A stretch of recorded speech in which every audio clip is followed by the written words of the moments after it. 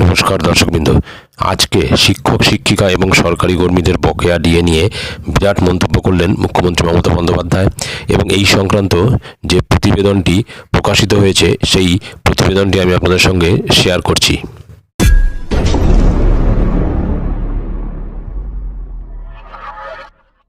সরকারি কর্মচারীরা বছরে কত শতাংশ ডিএ পান জানালেন মুখ্যমন্ত্রী মমতা বন্দ্যোপাধ্যায়। সরকারি কর্মচারীদের ডিএ নিয়ে আবারও মুখ খুললেন মুখ্যমন্ত্রী মমতা বন্দ্যোপাধ্যায়।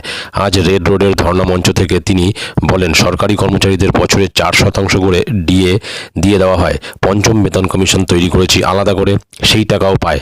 বাংলা একমাত্র রাজ্য যেখানে স্বাস্থ্য স্কিমে সরকারি কর্মচারীরা ফ্রিতে চিকিৎসা পায়, আর বাংলায় একমাত্র রাজ্য যারা সরকারি কর্মচারীদের পেনশন দেয় সেটা নিয়ে বলে না।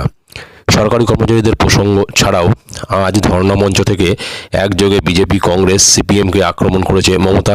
নাম না করে নিশানা করেন রাহুল গান্ধীকেও। কেন্দ্রীয় বঞ্চনার বিরুদ্ধে এবং বকেয়া টাকা আদায়ের জন্য শুক্রবার থেকে রেড রোডে 48 ঘন্টার জন্য ধর্ণায় বসেছেন মমতা।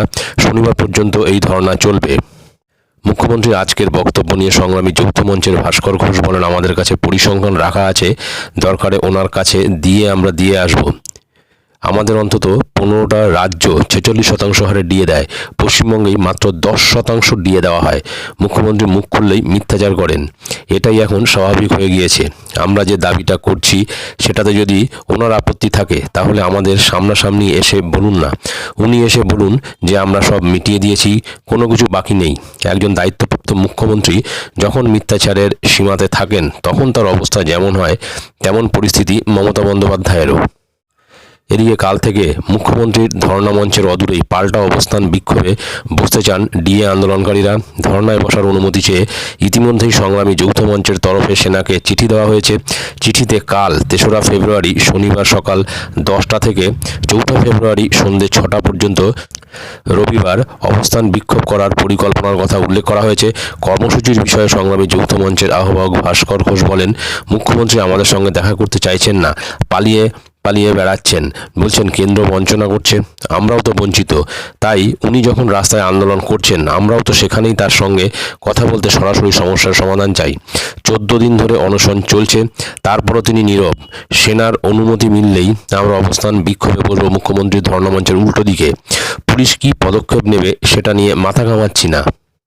সুতরাং বোঝা যাচ্ছে যে এই বকেয়া ডিএ নিয়ে কিন্তু আরও জোরদার আন্দোলন হচ্ছে এবং এই আন্দোলনটা যে পর্যায়ে গেছে সেখান থেকে কিন্তু আর ফিরে আসা সম্ভব নয় বলেই কিন্তু এখন আন্দোলন আরও জোরদার হচ্ছে, অর্থাৎ আন্দোলনের সেই তীব্রতা বা আন্দোলনের ঝাঁজ আরও কিন্তু বাড়িয়েছেন।